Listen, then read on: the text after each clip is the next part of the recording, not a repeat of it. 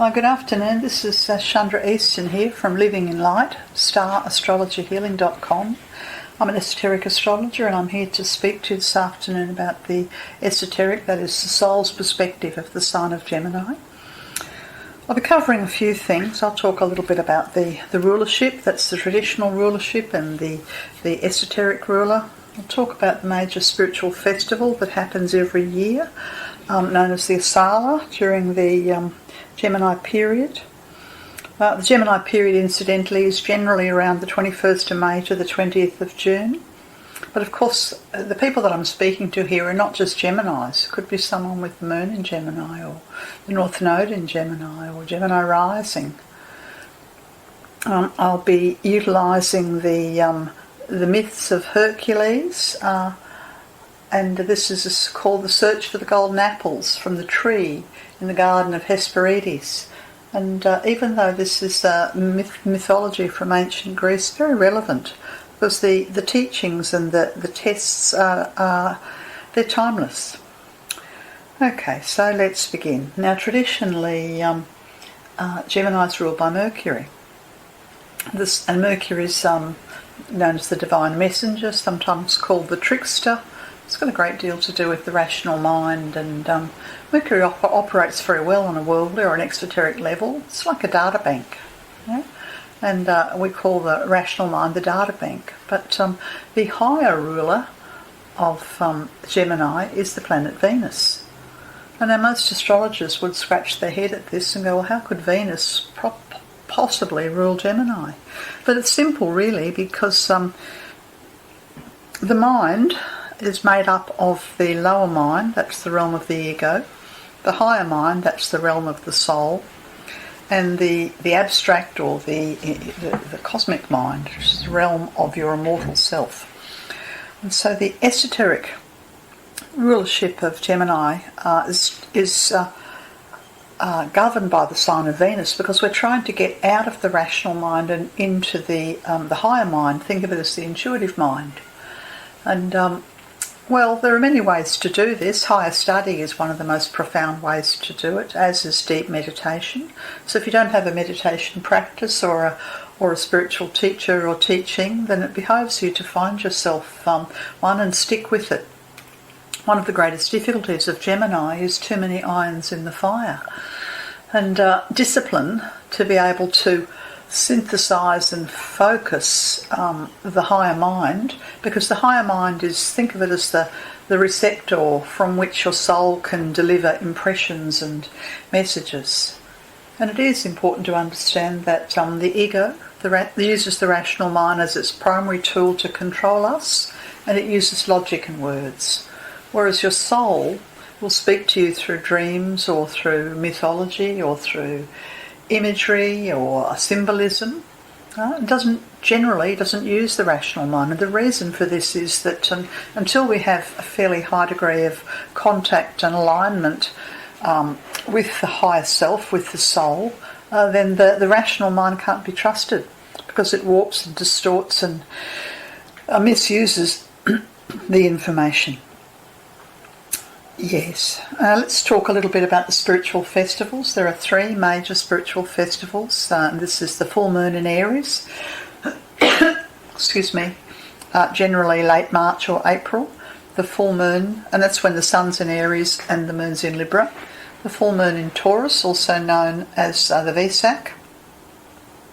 Late April or May, where the sun's in Taurus and the moon's in Scorpio.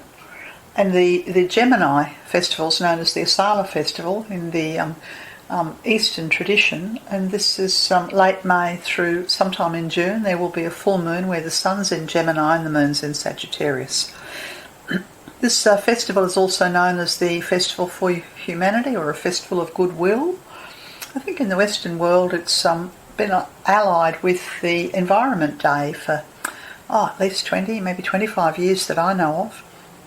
What happens with these three spiritual festivals is that they are a systematic downpouring of light to the planet and to humanity. So the energies downpour around the full moon in Aries. They they continue pouring down through the full moon in Taurus, and by the time we get to the full moon in Gemini, then the task for those who are working to lift the vibration, the frequency, the consciousness of Earth is to disseminate the light that has been received in those 2 prior months.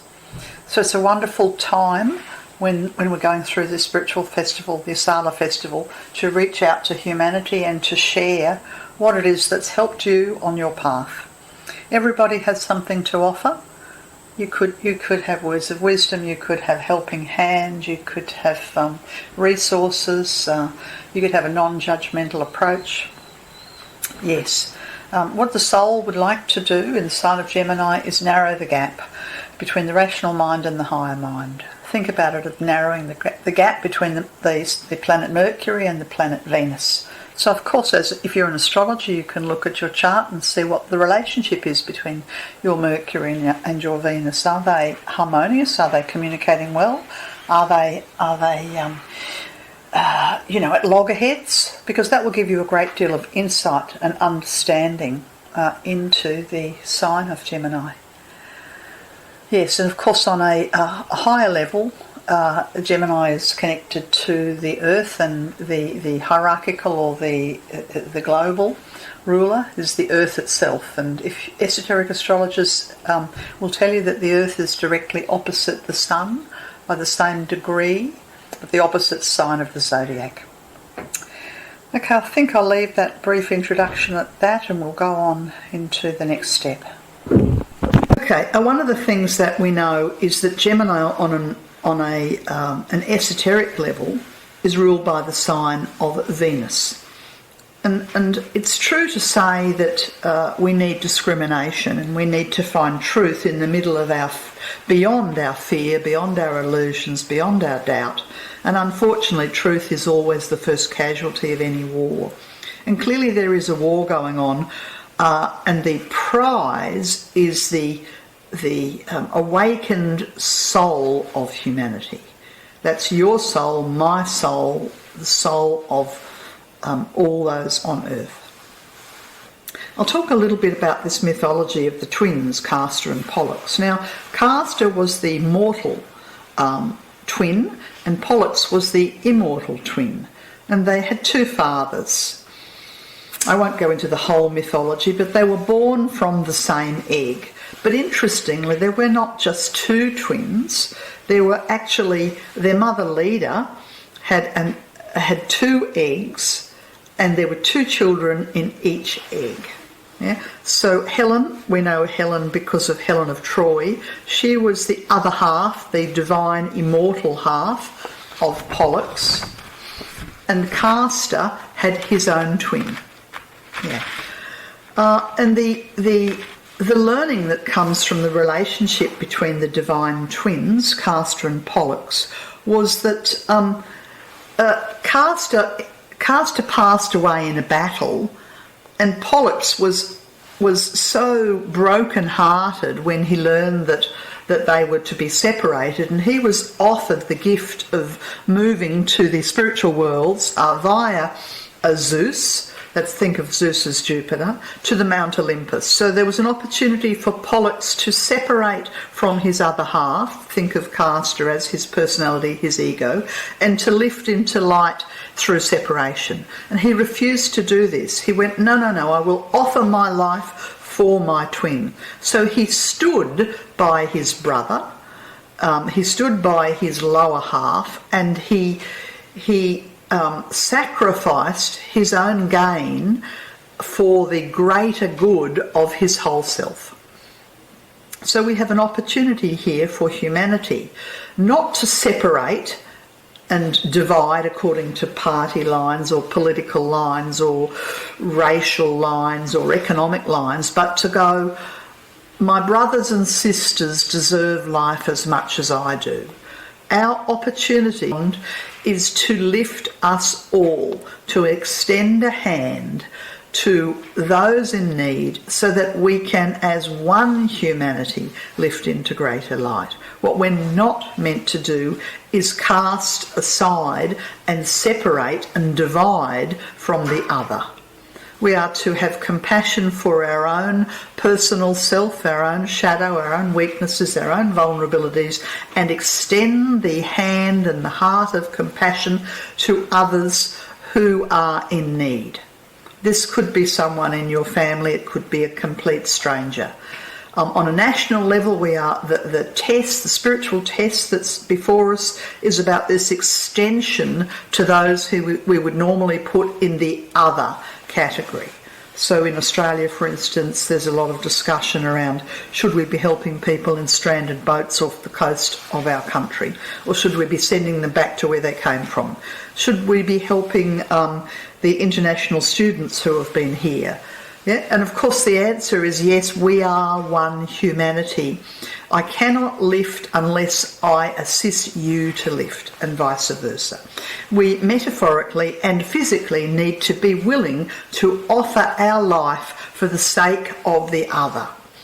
And if we're able to do that in the midst of these very turbulent times, then of course what happens is that we will follow the myth of Castor and Pollux.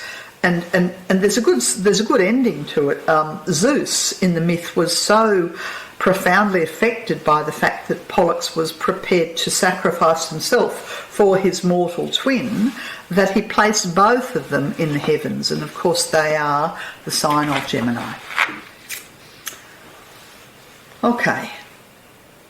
Yes, so this movement towards unity, we are meant to move together and forward as one humanity. Reach out your hands.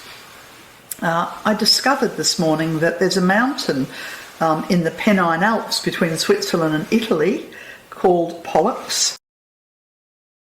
Consulting with the ancient mythology from the tests of Hercules, who was the world aspirant who became the world disciple. And Hercules had already been through 2 tests. He'd been through the Aries test and the Taurus one, and now he's up to Gemini. And previously, his progress had been around subjective matters to do with his thoughts or his feelings, his desires.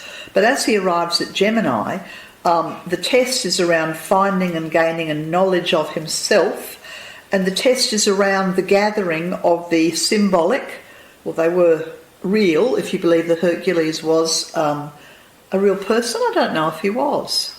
I would imagine there probably was, but I'm not certain on that. But the tests are around the gathering of the apples of knowledge and learning to subordinate or put in right relationship. So it's the soul that's seeking to gather the apples of knowledge and to put in right relationship the personal self, the ego, so that the physical body or the emotions or the desire or the lower mind don't get in the way. It doesn't sound too hard, but in fact it wasn't a very easy task for Hercules. So, and this is known as the Hercules Labour 3, where he searches for the golden apples from the tree in the garden of Hesperides. And the instructions that he was given was send out the word to guard the sacred tree. Let Hercules unfold the power to search without discouragement, deception, or too great a speed. Let perseverance be called upon. He's done well so far, that's through the tests of Aries and Taurus, and thus the word goes forth. So very little instruction. He's told that he's to find a tree, and it's in the garden of Hesperides, and that he's to continue searching, not to get discouraged or to be deceived or to be in too much of a hurry. And he's reminded that he will need perseverance. Okay. So this is the tree of wisdom, and the tree of wisdom is guarded. It's guarded by a dragon with 100 heads, and it's also protected by 3 maidens. Yeah, so the dragon with the 100 heads is kind of a reminder to Hercules that it won't really be all that straightforward. You know, that dragons are known to be quite wily. And yet there are 3 maidens. I'm not sure what the 3 maidens represent. No doubt 3 of the finer soul qualities of the sign of Gemini. They could be discrimination. They could be the capacity to rise above delusion. It could be, the other maiden could be something to do with, clear decisions and thoughts that are based upon the heart wisdom. Okay, and the other thing that Hercules knows is, or that we know, I don't think Hercules knew this, was that there were 5 tests, that he was going to move through 5 tests, and the tests are associated with the tests are all associated with the directions, the cardinal directions of north, south, east and west. Okay, so apart from that, he's not given any clear understanding of which way he should go to find this tree.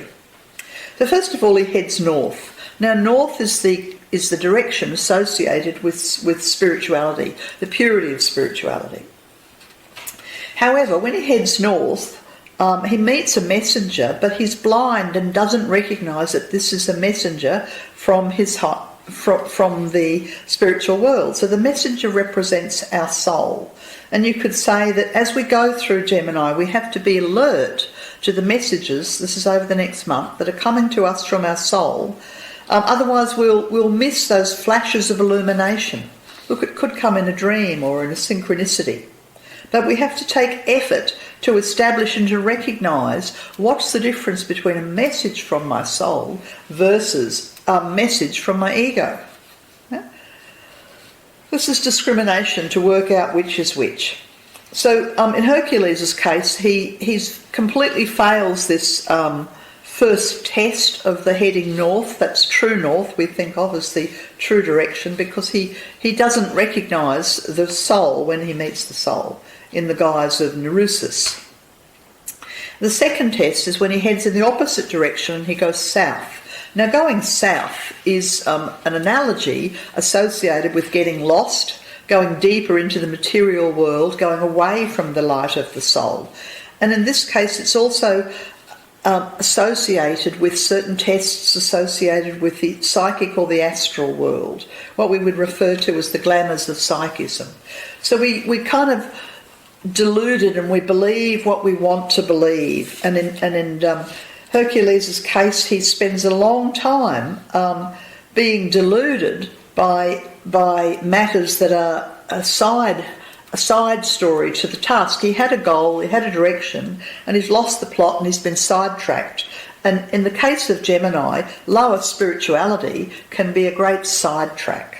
And so to be able to recognise that this lower spirituality is shown in this myth as the serpent Antaeus, but in some myths the lower spirituality of the psychism comes in the guise of a giant.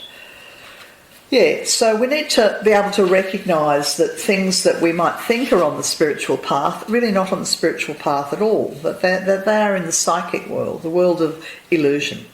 Eventually, Hercules frees himself from the spell and gets victory, but it takes a while. Having encountered the material world and the psychic world in the south, he then heads to the west. Now, the West, the tests associated with the West are to be able to recognise the false teachers and to not get trapped in their words. Now, if you translate this to 2020, well, everybody wants the answer. What's the solution? What's the best way to go forward? But the tests of Gemini are about to find and trust the still voice within and not to cede your power to the lower psychic realm, or to someone who appears to be a great teacher who can tell you what to do and therefore they take the responsibility. So in Hercules' case, he meets Bucerus, the great arch-deceiver, son of the waters and close kin to Poseidon, and he's deluded and tricked by fair words.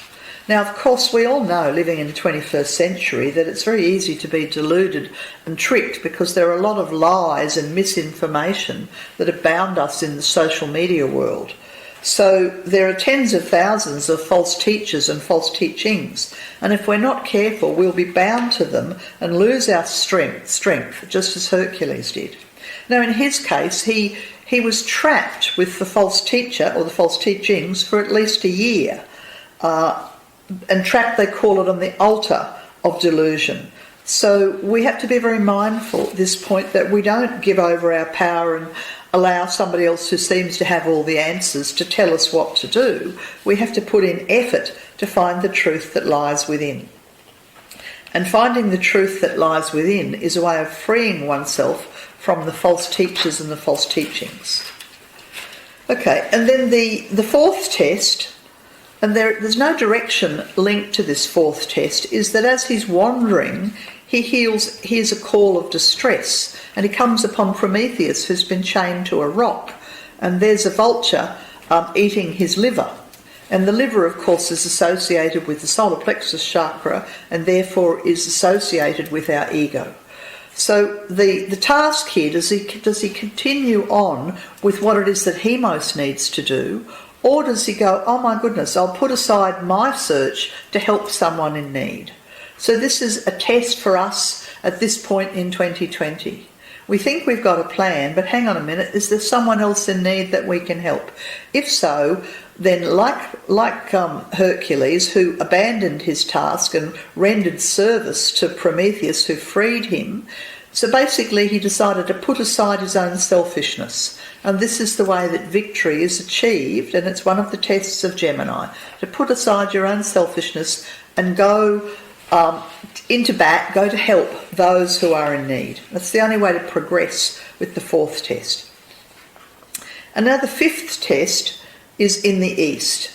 Now, I should say that in the East is the direction that takes us into soul service. So the direction of North, I would think of that as is the direction of holiness or greater purity. The direction of East is to find oneself, to find the highest and the best of oneself. So in this direction, he comes upon Atlas, who's carrying the load of the world.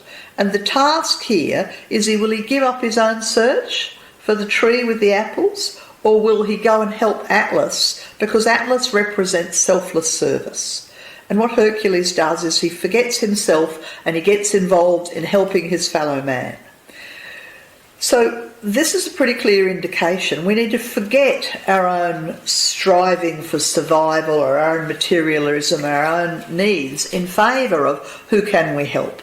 Now, if our governments around the world would do this, then we would come safely through 2020. If communities or states or nation states or territories would do this, be there for those in need, then we will all come through this 2020 period and this next month better. It's only by forgetting himself and going to the service of Atlas for selfless service that the tree is revealed. And so, of course, we learn that when we forget ourselves and help others, then we find the path ahead. Yeah? And so the keynote here is that deeds of love are signposts on the way. Yes, and when we go forth and serve, then we will come to the tree of Hesperides and the golden apples. We gain wisdom, so to speak. So to sum up here, really the natures of the test are about sincerity, determination, learning to rise above psychism, rise above the need to have someone else make the decisions for us, to choose to help others in need, and to continue to choose to serve others and to put our own personal needs aside. And in this way, the sign of Gemini is eventually resolved into unity. And of course, this could take many lifetimes, but every May, every year for a month, we get a chance to work with the bringing unity out of division through the Gemini tests. Okay. Yes, so we have to develop our own inner voice, our own recognition of what is the voice of my soul. We have to learn to recognise the deceit or the lying. That could be external to ourselves, or it could be our own ego that is whispering in our ear, giving us untruths. Yeah. We have to learn to persevere beyond discouragement, delay, failure and deceit. Remember that it took at least a year, I think it was at least a year, where Hercules was waylaid because he'd given his power over to other teachers. And I don't know how long he was waylaid in the south, but he was waylaid there in the realm of psychism. Yes. The important thing to notice here about Gemini is that the path to success through Gemini is very circuitous. If we think that there's a straight direction forward over the next month, well, no, there isn't. In order to find our way to true north or to true east, we have to recognise the temptations or the sidetracks or the delays or the disempowerment of going backwards or sideways. It's a circuitous path. Okay, so hopefully that gives you something to think about as we ponder the tests of the 4 weeks and we move through the sign of Gemini. This has been Chandra Easton from Star Astrology Healing. I'll connect with you next time when we'll be entering upon the tests of the sign of Cancer. Bye for now.